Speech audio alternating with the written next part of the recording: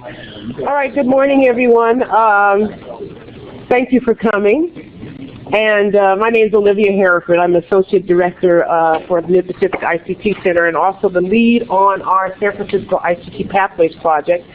And we've got a lot we want to accomplish this morning. I'm going to tell you real quickly what we really want to do. We're going to pick up where we left off last year when we kind of presented what we were doing on the project, and today share with you the project, the progress that we've made, and some of the projects that we're working on. And we really want to, I invite this team here. We're going to go through introductions in the meeting, but this team is very, very important because this has been such a major collaborative, intensive project. It is funded by BayTech. That's why they get the billing there at the top. It's a sub-award from the BayTech National ICT Center. And it's a collaboration between MPICT, San Francisco Unified, YMCA, City College, San Francisco Office of Economic and Workforce Development, particularly Tech SF is the initiative, the Bay Area Video Coalition, and West Ed. And so what we like to do is we're going to kind of facilitate very quickly what we're doing with the project, progress we've made, and we want to try to do this within 25 minutes because we want to use the rest of the time to get your thoughts, feedback, comments, questions about what we're doing here in San Francisco. And if you're here in San Francisco, your ideas about what you think about it, how effective you think it could be, ideas that you could add, and if you're outside of San Francisco, what practices you have in your areas that might be of use to us, or if we can share with you more at a later date about what we're doing so that we can, again, begin to collaborate and assist you with our whole goal is to get more students on this pathway. We really need to start growing our own IT workforce in this area because we are so far behind, as you've heard in all of the presentations. So quickly, what I'd like to do is have each of the panelists kind of quickly tell us their names, title, organization, and title. I'll start with you, Ursula. I'm Ursula Bischoff. I'm the Senior Programs Associate at West Ed. I'm the Project Director for the H-1B Technical Training Grant at SF, and also the Principal Evaluator Project Director for the evaluation of the Workforce Innovation Fund, part of the Tech SF project. My name is Aisha Fukushima, and I work with BayBack, also known as the Bay Area Video Coalition. I work as the youth coordinator there in partnership with our training department as well as Next Gen, or the Next Generation Programs Department. My name is Demetrius John. I'm with the Bayview YMCA. I am the Transitional AAC Program Coordinator. And I work with our efforts and leadership programs as well as our And I'm Beth Cataldo. I'm faculty at City College in Industrial Studies, and I've been working with MPICT as the OCI office. And I'm Evan Becker. I'm a consultant with MPICT and liaison NCS. I'm PSE. I'm the president of the East Center, and I'm participating in this project, the TWI. Okay, so thank you. Oh, yeah, I did. I did. Olivia Hereford, MPICT Associate Director. Okay. So real quickly, I'm going to go cover what our objectives are for this year. We go from September to August, and great things that happened at our summit last fall. And then we're going to, by our working groups, we came out of that summit and working groups, we're going to talk about what we're doing in these 4 areas and some other projects that we're thinking about, and then open it up to questions for you. Here are our goals for what we want to accomplish this year. We want to quadruple our ICT-related dual enrollment completions. We did a dual enrollment program last summer. We had 15 students completed. We want to do 60 this year. We want to increase the percentage of the CCSF students that are participating in the Tech SF and BayBack Digital Pathways program. Right now it's only about 60%. We want to increase that to 80%. We want to, we're in the process right now of developing a couple of websites.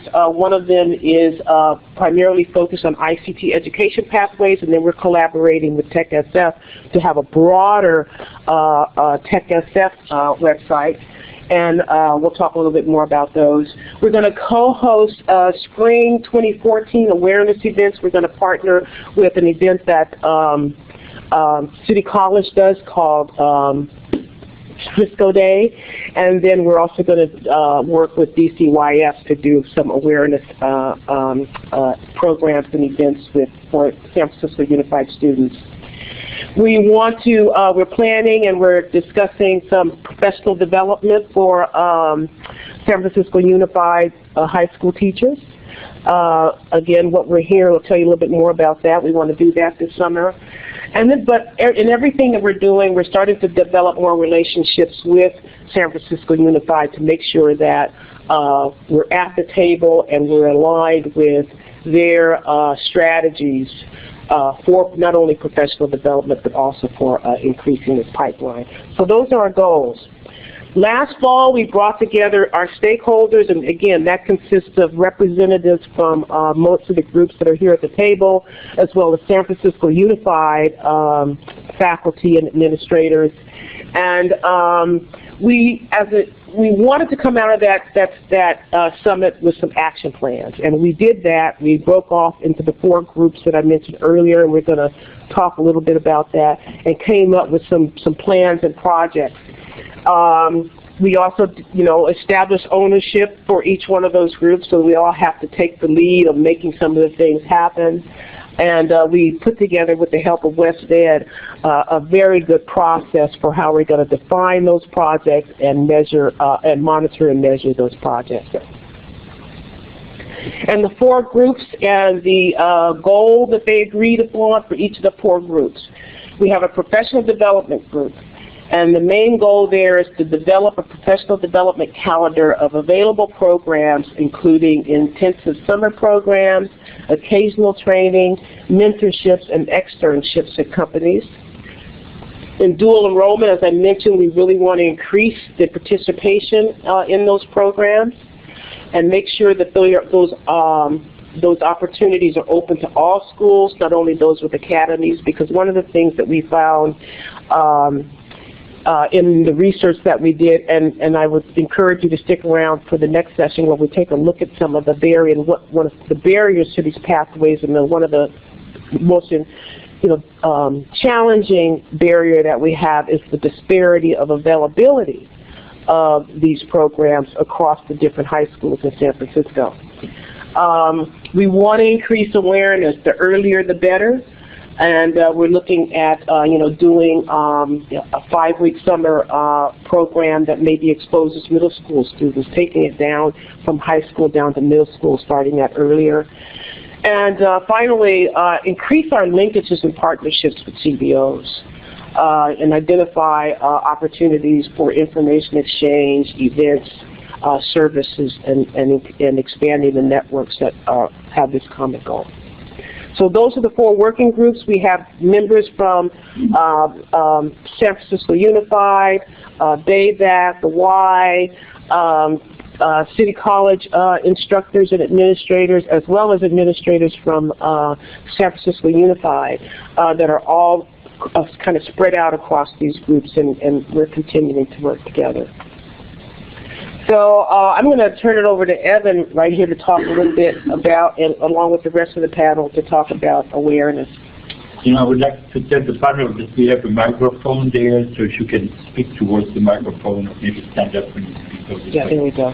Thank That's you. Awareness. Yeah.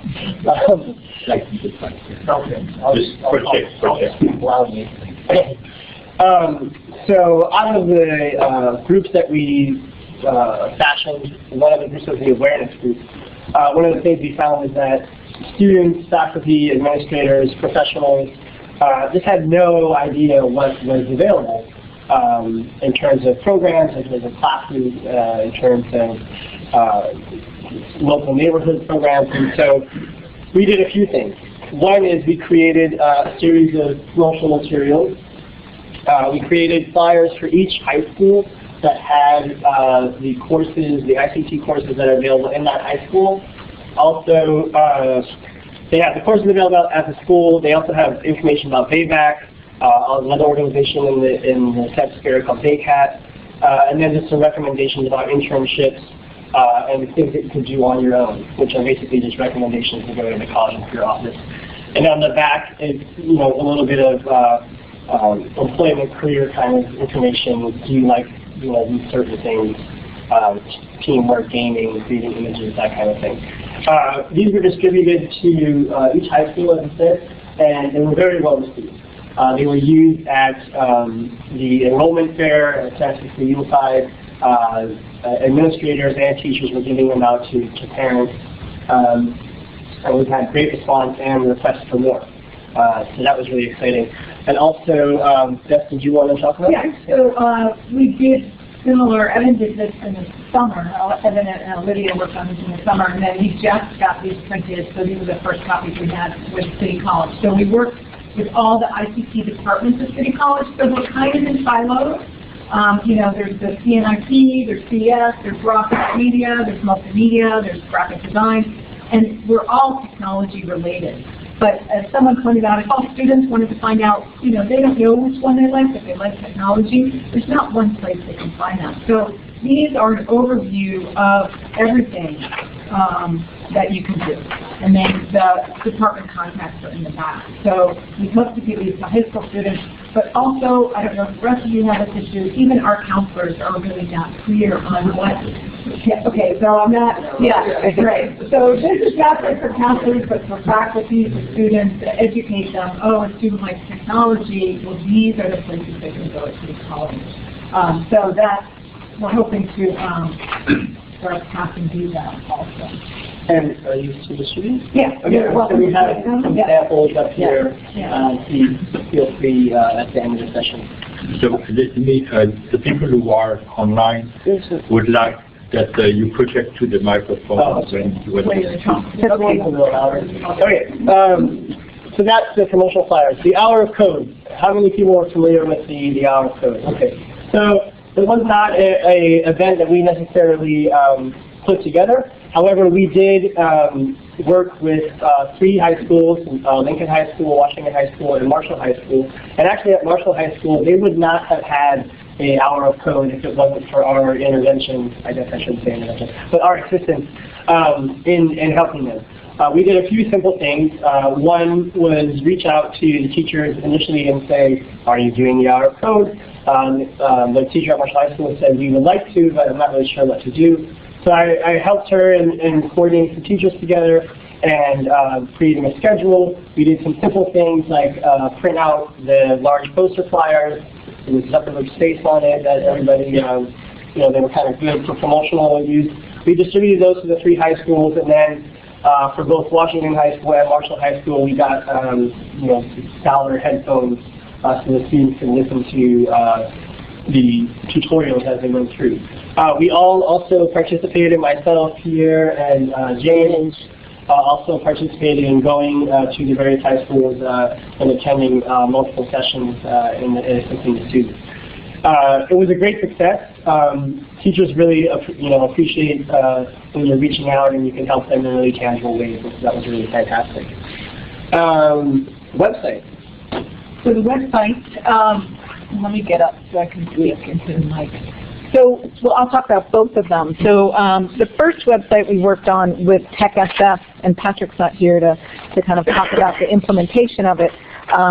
But again, this is awareness, right? So we're going to do some paper flyers, but if someone comes to any one of us, even Demetrius, we're thinking they go over to the Y and they want some information, there's no place online where they can say, well, I have a high school degree, I know a lot about tech, where do I start? So one of the websites we're doing with TechSF is where do you go next? And it's kind of a one-step, and I have a paper copy of it, 1, 2, 3, 4, 5, 6. Get directions, so get information about it, get educated where they can get training, get experience where they can get internships. So we're showing them links to resources that they can use to further their investigations.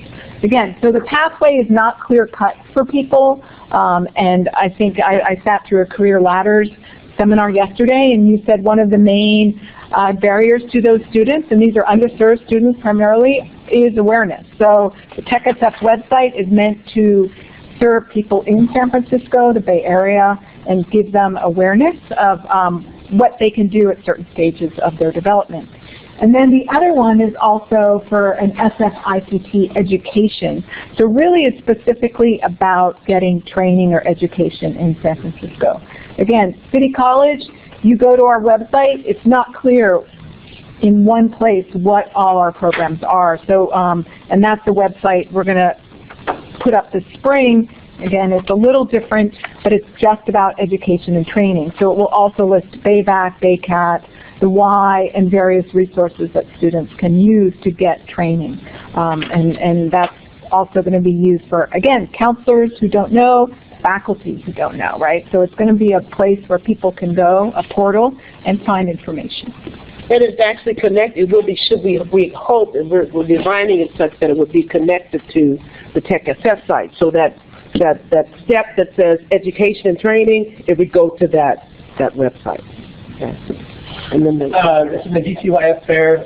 Demetrius, help me out if I say these wrong scripted. The DCYF Fair is the Department of Children, Youth, and Families summer program fair, where all the programs that are having summer programs get together. Students come and basically go through and see which ones they might be interested in. It's kind of a summer recruitment where students apply or just kind of see what they're interested in. We're looking to partner with DCYF and also to bring awareness to this event. And then Frisco Days. Frisco is an acronym. We don't know exactly what it means, but it is an acronym. And it's been, I think this will be the 4th year for Frisco Day. It's a partnership between San Francisco Unified School District, City College of San Francisco, and an organization called SF Promise, which is out of SF State. And basically what Frisco Day is all of the 12th grade students in San Francisco are taken out of school for the day, and based on where they've been accepted or declared that they're going to go to school, are bused to different locations where they go through a series of tutorials or awareness building things. So like for instance, students that are going to go away to school, they'll do like what to do, what to bring with you. There's some financial literacy things that go on. And there's just kind of some general things to know for being a freshman. We participated last year. Libby, do you want to talk about? Yeah, yes. Last year we participated more just like having a table, and it was in collaboration with BayVac, and we've got some sign-ups for the Digital Pathways program. But this year we've got some really great input from our partners in Boston about similar events and collaborations that they do here, and so we decided to get on early. We're going to start at the planning stages of the event this year and see if we can interject some of these best practice that we've gotten input on from similar events in Boston. The other thing, for example, one of the things, and I don't know how this is going to go over, but I'm certainly going to suggest it, is that I think we should invite 11th graders. Because by the time they're in 12th grade, they've decided what they're going to do. Either they're not going to CCSF or they're going someplace else. We really want to impact those kids that are really still making their plans. And so we'll see how that goes over, but I'm definitely going to put that out there. And that's the awareness. Yes. And so, CDO linkage, Ursula? Yeah, one of the working groups that came out of the Fall Summit is meant to improve linkages among existing resources in the community, again, that people might not be aware of, but actually have them work together to help build out components of the pathway.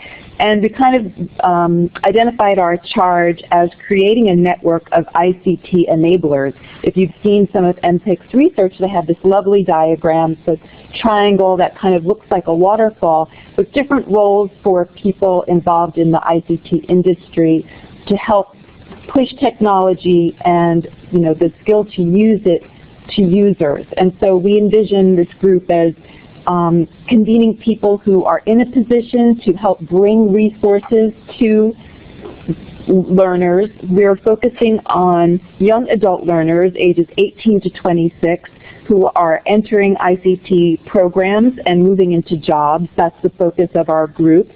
And we want specifically to address barriers like inadequate and under-coordinated supports and services, particularly reaching underrepresented and underserved groups in our communities, improving access to information about employment opportunities, and the goal is to create, long-term goal is to create both a process for enabling this ongoing planning to take place and a dedicated position or coordinator to help integrate all of the services that are available through community-based organizations and link them more closely to the workforce system and colleges and schools.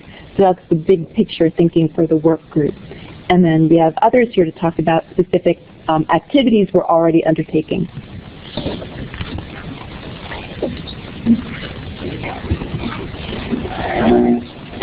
Thank you, Pat, for moving around. Okay, so one of the projects that we already have in place right now is the Microsoft Digital Literacy Centers. What that is it's a nationwide effort by Microsoft in order to create pathways to teaching young adults or to teaching underskilled people the basic Microsoft Office skills. What this is in hope for is to be able to teach middle school age youth up to transitional age youth the basic fundamentals of how to use Microsoft programming so it can assist in workforce development, and so it can also assist in helping people to further their education. In doing this, Microsoft came into San Francisco and created an MOU with the Office of Economic and Workforce Development. When they did that, they found 5 different community sites that they felt would be the most effective in reaching at-risk, underskilled, underemployed, and disconnected young adults to adults. The Bayview YMCA, Western Addition, the Civic Center south of Market, Viz Valley, and Chinatown. In November, they identified the 5 sites, but in December, we've already began the training. So we have what was called the Train the Trainers workshops. I myself attended, as well as a few other people from our organization and then from the other 4 different organizations. So the staff from OEWD have already signed the MOU, and they are currently working with Microsoft to get the plan actually launched. The idea behind using these community sites is that it's great. It's a great location for reaching the disconnected communities. It's a central hub for reaching the youth. The Bayview for reaching 94124, 134, and 107. And we already have programs in place that support the other skills that are needed in teaching these programs, such as soft skills, such as life skills, and we have computer labs that are already in place for teaching the hard skills. One of the great things about having a community center as one of the labs is that we have different ways of reaching the youth or of reaching community members that might not normally be able to be reached. What we tend to focus on at our YMCA is reaching through intrinsic motivation and raising emotional intelligence and building capacity through self-assisting learning.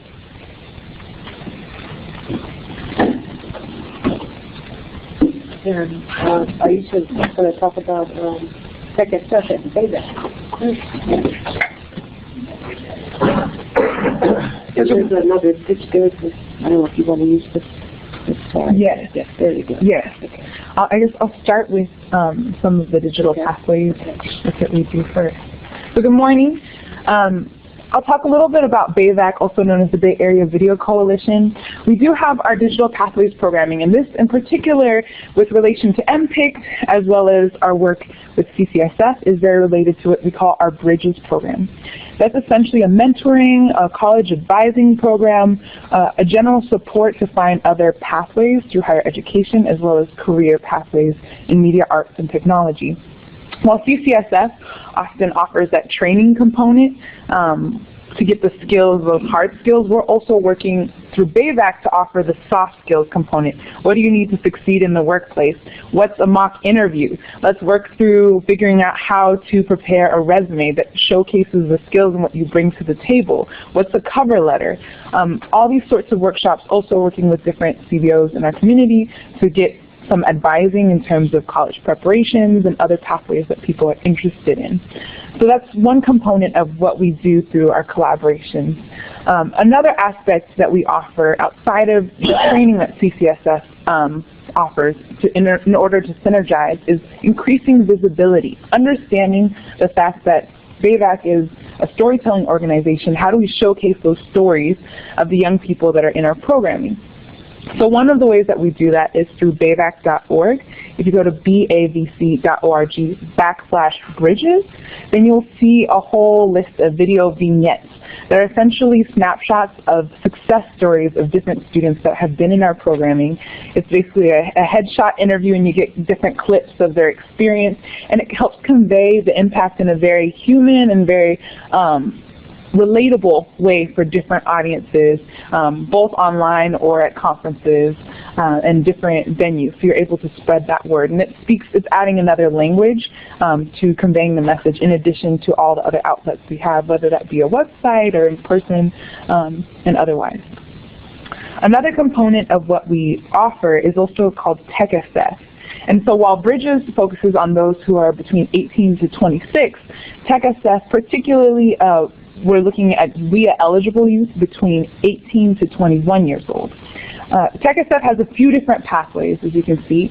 One of them, and probably the most elaborate of them, starts with applying online. And then there are assessments and different things that kind of determine whether a youth is WIA-eligible. Usually that's low income with an additional barrier, the 18 to 21 years old age gap, so to speak. And a few other requirements. Then they go to some orientation, they get coaching from a career counselor, and then they can take certificate training. That can be QA classes at CCSF, some of that can be also BAVAC classes. There are networking events that we also offer, like Gig Union or Nerd Underground, where we go to something like Twitter headquarters and everyone meets up and they exchange business cards and they meet other people who are running their own business or they're sole proprietors in their own sense. And they get experience of those soft skills that they've been training with in terms of the career counseling and other workshops that they've been attending to actually apply them in a new space that's outside of the more comfortable spaces that they've gotten classes from, for example. And then there are also guest speakers. There are different opportunities for enrichment. They can then get an internship, which we help place them with. So a lot of it is not only having those soft skills, but then we're linking them with real contacts in the industry, so then they're able to help leverage some of that weight and then put it to the test, so to speak, and bust those skills, because we all know that soft skills, we have to have a lot of wraparound, and all of us have to contribute to making that happen so that practice is continually happening. So once they have those hard skills, they know what to do when they sit in front of the computer or whatnot, then they're able to actually apply it and communicate it, right, in any setting, and be able to have their value and amazing things that they bring to the table shine in any setting. So that's one pathway. And then eventually getting a job with the help of a career counselor. Another pathway would be going straight through getting some soft skills training that's open to anyone who applies to TechSF, then the internship, and then getting job placement also with the help of a career counselor. Or they could get just the help of a career counselor and go straight to the job training. And that's dependent on where they're at in their career. A lot of this is also showcasing different pathways for folks who may have never thought that they wanted to go to college or may have thought that this wasn't the pathway for them or exploring. And it offers some support as well in terms of figuring out and navigating their next steps. Yeah, so thank you so much. So those are our CBO linkages. And I think next we have dual enrollment. Yes. Which Anthony is leading that group. So, dual enrollment. How many people are familiar with dual enrollment? For those of you that are not, dual enrollment is a way by which high school students can receive both college and high school credit while they're in high school. The dual enrollment program has been in existence at City College San Francisco for many, many years. Recently, we partnered with the Broadcast Electronic Media Arts Department over this past summer for students to obtain what they call their audio and video web certificate. This was through another grant that the DEMA department had, but through conversations with the department chair, we were able to get students from Lincoln High School to enroll in that program, and 15 of them completed and got the certificates over the past summer. That was a great win, not only for the students and for the college, but for awareness of these opportunities. Since that time, we've been working with the supervisor of career services at San Francisco Unified, who, once she saw this success of this, wants to match our goal of increasing the 15 students to 60 students, and is making funds available and doing promotion to help do so. The BABAC CCSF summer graphics, that was in Beth's class. Did you want to talk about that? Oh, the Graph 25. Yeah. I think it was similar. We've been doing this for a while, that we have a basic digital skills class that students took from high school. And again, it gives them awareness. It's a 6-week summer class, and they're in with other students, and it just gives them a sense of the tools that they'll be using if they go into any kind of graphic communication. And one of the exciting things about that class is it really supplements the training that goes on at BABAC. And so students that wouldn't necessarily enroll in CCSF just out of the blue are able to participate both in BABAC and then get some initial college credits that might help them further their education at City College. So BABAC is actually helping us to fund, like what, putting some meat in the game here, funding the cost of that program, as well as recruiting students from their programs to attend, so they get college credit. The other thing I think you have to mention, we're really focusing on programs where students walk away with certificates. Yeah. That was a huge one. Did you want to say? Yes, I just wanted to echo that, for example, with this particular summer graphics program, they're earning 3 credits in high school and college, right? And also then BABAC is helping leverage them getting paid for those hours that they're in class. Just like TechSF, where the 18 to 21-year-olds are making $2,000 for those internships and also getting a certificate on top of it. So we're really leveraging each other's CBO and organizational power in order to help synergize every student's experience in Pathway. Yeah, that's great. Thanks for bringing that up. So also, along the lines of dual enrollment, one of the challenges that can kind of come up with looking at the environmental scan of the high schools and what ICT courses were available was that some of the classes really, students that would participate in an academy or pathway, when they were going to City College, they were having to take kind of introductory courses over again, which they had kind of already taken in high school.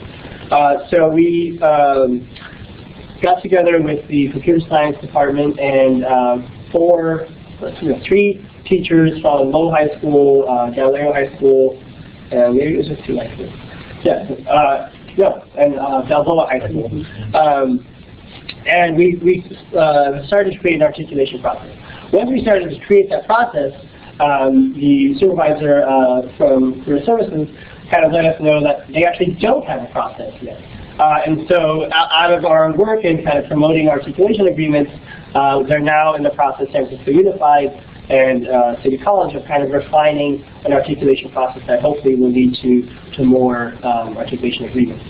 Do you have anything to highlight? With a long-term plan, I mean, one of the things is that what I learned from this whole experience so far is putting together these articulation process is like a one-off ad hoc between a faculty at the high school and the faculty at the community college. And they do it because they care about it and want to get it done, but it's not a process. And so the Sharon Zimmer and Evan and I are looking at, okay, we need to talk about how we actually define this process, document it, and then do some professional development around how you actually get it done. And so it's consistent all the way from creating the curriculum to approval.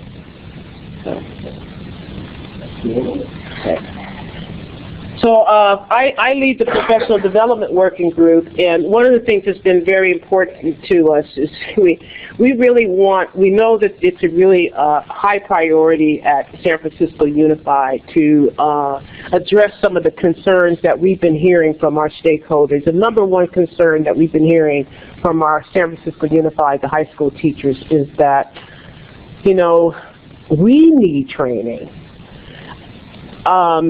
So many of the faculty there teach these courses because they have an interest in it.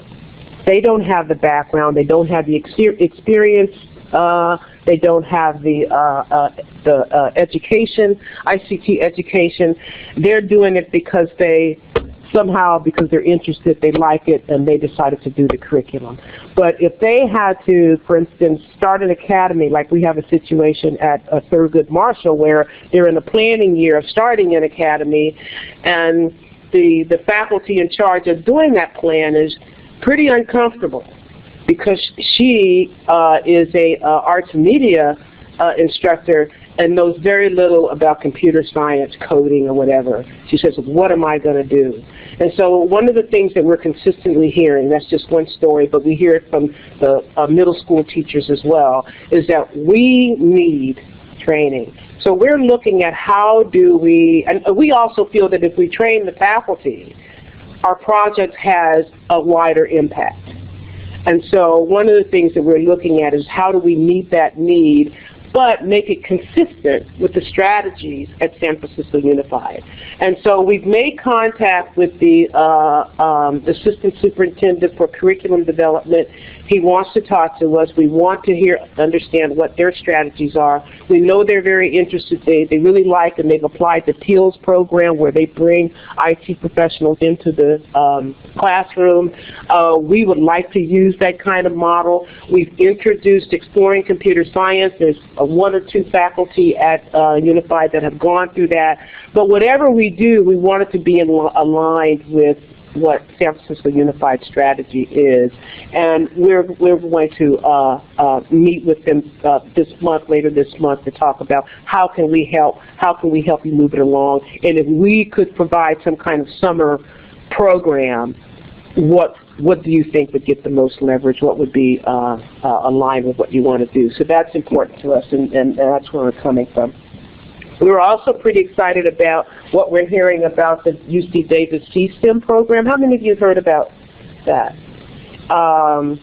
Really, it uses robotics, but the curriculum is such. I was talking to a faculty from Southern California who is starting to implement it down there, and one of the things that they're telling me is that it can be integrated in just about any curriculum. You know, whether it's, you know, arts and media, or it's computer science, or it's networking, it can be integrated. So Dr. Harry Chang, who is the STEM program, is an NSF program, and Dr. Harry Chang has met with the same assistant supervisor that we're going to meet with. So when we get together, we'll have a lot of options on the table as to what we can potentially support in their summer development program. And finally, as the last slide, and we want to open it up for your questions and comments, is these are a couple of other potential projects that came up at our summit out of the working groups as things that we could take a look at and possibly do. A 5-week summer program for middle school students. Okay, again, that whole early awareness goal. One idea for doing that would be to kind of create kind of an ICT information fair that we could rotate. We could take to the middle schools and the high schools and kind of rotate throughout the district, maybe on a quarterly or a semi-annual basis. You know, IT curriculum modules correlated with the Common Core. I think there's one of the things that we were finding in the when we did an assessment, not this summer, but summer of 2012. We did a complete environmental scan of all of the courses, ICT-related courses at San Francisco Unified and CCSF. We used that to create those brochures. But one of the things that we learned through that was the inconsistency in the curriculum. You know, I can have, you know, one class with the same title teaching arts and media at Balboa, and it's entirely different at Lincoln, but has the same title, same intent. So we need to get some consistencies in the curriculum. And then one of the things that the teachers really enjoyed, the same opportunity that we have here, is just getting together and talking. So let's create a community of practice. And so we're thinking about doing that as well. So it took us a little longer to get through this. We got about 10 minutes. So we'd like to get your comments. I'd like to also introduce some special people in the audience also that we've been working with from Year Up. We have Barry Nelson. Okay. You know what? And Amaya from they're both from Year Up, and there's some linkages here. Though even though they weren't on the slide, there's linkages here with the YMCA and Year Up, and they've got a lot of experience, as you heard from the keynote on Monday morning. Your counselors there, or what do you do there? The recruitment and engagement specialist. Oh, okay. You're also. I ended in the same department. So you both. Yeah. So what are your thoughts, comments? So one of our challenges, just to put that up, and Aisha and I are working on this, is that a lot of counselors in the city college system tend, at least for graphic communication broadcast, I don't know how many CNIT, they tend to send students towards the traditional English and math classes, and they don't tend to send them to our department, which often may keep them in college because they're more interested sometimes in the English and math. So Aisha was looking for the 18 to 21-year-olds who are in my program, and they tend not to be there. So it's one of the challenges is getting those high school students into these programs that are, hands-on, project-based. And I don't know if any of the rest of you have those issues, but that is one of the bigger challenges with the awareness, right? Is getting them in high school to come to our program. I think, Steve, you were going to make a comment? Well, I have a list. In chronological order. On awareness, I was wondering if you experimented with social media, if you found a hashtag is helpful. I know that I've done stuff with high school and even the legislative staff in Sacramento where a hashtag is the only way to get to them. As well as a Facebook page telling personal stories and things like that. So, it's a new age, and the market is so different. You really have to find out what your prospective students tune into. Well, Steve, the question was, are we leveraging social media in any way?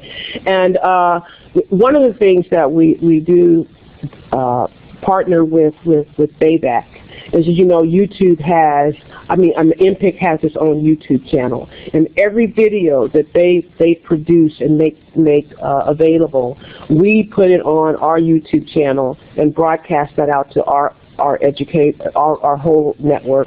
And Beth is also looking at how MPICT can better utilize social media, and we should probably think about this for this project as well. So actually, Pierre and I went to the social media, there was an ATE conference, and we went to the seminar about how to use social media, and we want to try it this semester because we don't use Twitter and we don't use Facebook geared towards these students or geared towards legislators. I think that's a good idea. Like, to really get awareness about what we're doing out there, we have not used your marketing. I want to give an example. I was trying to put together a conference for legislative staff in Sacramento. So I went on Twitter search, and I used Sacramento Senate and all these other search terms. And so I found out there were a couple of hashtags that the legislative staff were using to say when there were leftover donuts in the room or something like that. And when different meetings were ending, this, that, and the other. So I used those hashtags to advertise in my events. And that's how I got the people to come. So I think recruiting students, we could maybe do that also. So there may be ways, Steve made the comment that he found some really useful hashtags to reach legislators in Sacramento to invite them to their event. And I think that we should probably do some research and exploration into that area as well. Another piece of this is just the Facebook page. The thing about social media is people want to see what they say anyway. They don't want to just be on the end of your broadcast. Right. They want to participate in it. So the more opportunity you give them to put their skin in the game, they're more likely to show up. And that we should make the Facebook page something more than just a piece of collateral. It's got to be pictures of people at every single event, and let them contribute to pictures. And let them contribute. Okay. Myron? Take that a step further. You know, our students, unless we invite them to connect with us on Twitter or Facebook, they're not there anymore. They move to other social networks. So it's like good old retail. If you want to sell something, you have to display where the birds are flying. So you find out what the students are flocking to, and that's where you put the presence. And then you make sure to invite them to connect with you in that presence. So it's like any type of collaboration. If you really want to have something effective, you have to get the people invested. And so that's what we need to do with our students, is we need to get them invested in what we're doing so it becomes their project.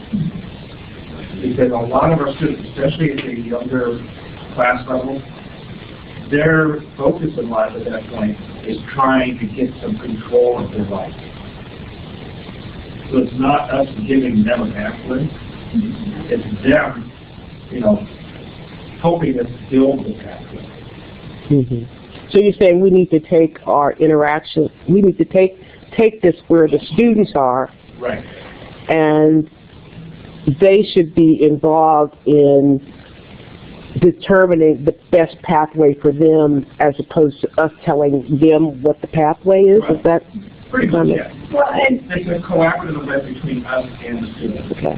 And we did some focus group with students for the website, and they said exactly that. They do not want information pushed to them. They want to search for the information. Okay. Another thing that fits in with what you're doing very nicely, I just started talking to the Mozilla Foundation about the Mozilla Badge process, and it's pretty open-ended. They just love this kind of stuff. You know, you can get a Mozilla Badge in some states, you know, and they get to put it on their backpack, and they get to throw this stuff off. And these trends are just changing the way people educate. Whenever it's a multi-grade kind of environment, because these things you can do on your own. It's just, I mean, I can't keep up with it. I'm just bringing up kind of a suggestion. The best thing I do is lecture on it like this. So Steve is mentioning badges and some Mozilla. And let me ask you, Steve, at one point our workforce development chancellor, Van, was very, very hot on badges. Is she still pushing and promoting that? I told her that I'm looking into it, and she's encouraged me to go forward with that. So I'm in talks with Mozilla Foundation as well as some others. And indeed, I'm working to see if we can actually mine our existing curriculum and translate them into badges. So our students can get a head start on the badge thing. Okay. We'll take one more. Hi, I'm Shelley Little from the Sacramento City College Computer Science Department. So I'm curious, like, how are you guys addressing digital literacy assessment? Because one of the problems that I have for my students is often they enter into some of the more advanced classes, and the way they go through our database to sign up, they miss it, or it might be a prerequisite, and so you know, maybe they don't have the skills that they really should have for the success of person.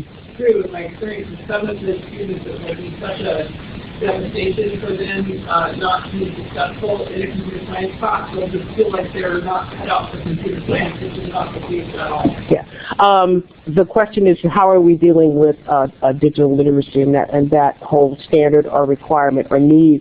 And I can answer on behalf of MPICT. It is not part of this project, but MPICT is in the process right now of putting together. We have a group of our regional leadership council that is taking the outcome from our ICT foundational competency survey to put together and define SLOs for certain competencies from the DOL model, and one of those competencies is digital literacy.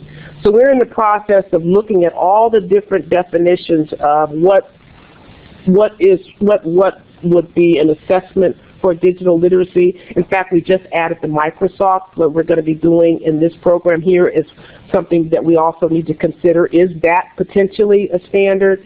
So I don't know, we want to have some recommendations by when, we're looking at doing it. But I think to respond to this question, you know, it's a big issue, and I think for us teaching at the community college, we have this conflict, is that we are open to everyone, and as you know from our research, in the high schools, it's very unequal, the way students are prepared. And so unless, and this is what the project is about, some standards are established, and you know, there is no math and English requirements, there is no computer requirements, you know. Until some of the countries have done that, they've established that. Until that is done, we are going to continue to struggle, you know.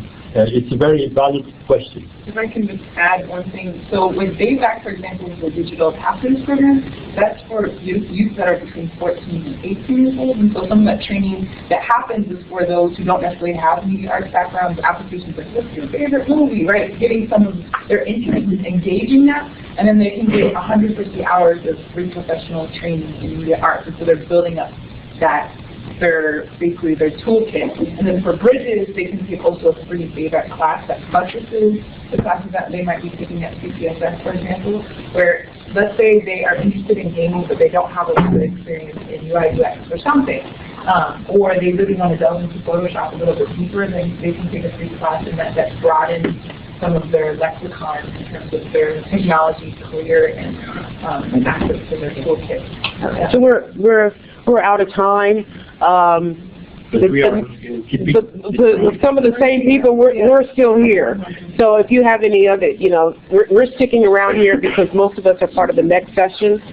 So if you have any questions or comments, the brochure. But Shelley, we hear you. I think one of the things that we've heard this problem that, you know, community colleges is doing the business in the high school, so it's not.